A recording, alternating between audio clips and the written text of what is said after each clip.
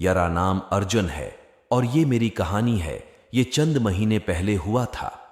मैं एक कॉलेज से हाथ छुड़ा हुआ लड़का हूं और इस वक्त में नौकरी की तलाश में था।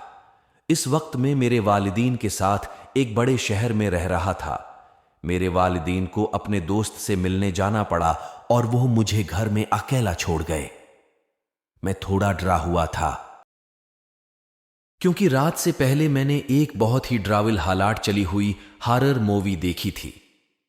मेरे घर के 2 मंजिल हैं और मेरा कमरा और बाथरूम दूसरे मंजिल में है। वालिदैन जल्दी निकले गए और मैंने शावर लेने के लिए तैयार होना शुरू किया। मेरे पास ये अजीब आदत थी कि मैं हर बार बड़ी म्यूजिक चलाता हूं, लेकिन इस दफा मेरा फोन बैटरी लो था, लिहाजा मैंने उसे चार्ज किया और यूट्यूब चलाया ताकि टीवी पर म्यूजिक बजे। मैंने बाथरूम में दाखिला होने से पहले ही रूम के बाहर वाले लाइट स्विच को चालू कर दिया। चंद मिनटों बाद जब मैंने नहाना शुरू किया तो बाथरूम की रोशनी अचानक बंद हो गई।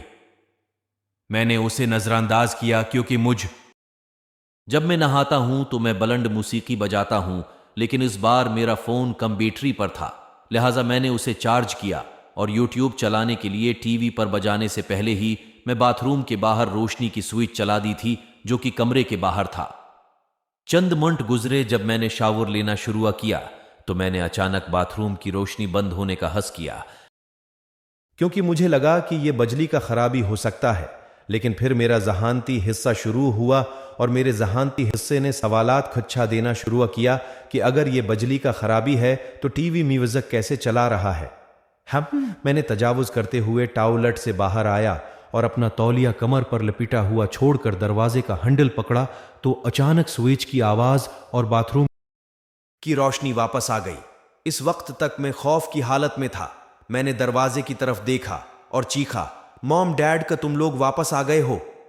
मगर कोई जवाब नहीं आया।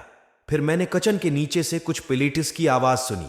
मैंने अपने आप को याद दिलाया कि मैं अब बालग हूं और मैंने हौसला जमा किया और फैसला किया कि देखूं कि क्या हो रहा है। मैंने टीवी पर म्यूजिक चलाना जारी रखा ताकि हौसला और बढ़े। फिर मैंने सीढ़ियों की सबसे ऊपर पहुंचा। मैंने सीढ़ियों की सबसे ऊपर से नीचे झुककर देखा। वहां पर जमीन पर कुछ प्लेट्स और बर्तन हैं, लेकिन मैं किसी को नहीं देख सकता। मेरे दिमाग का तरतीबी हिस्सा विजदानी तलाश कर रहा था कि यह सब शायद सदफ हो।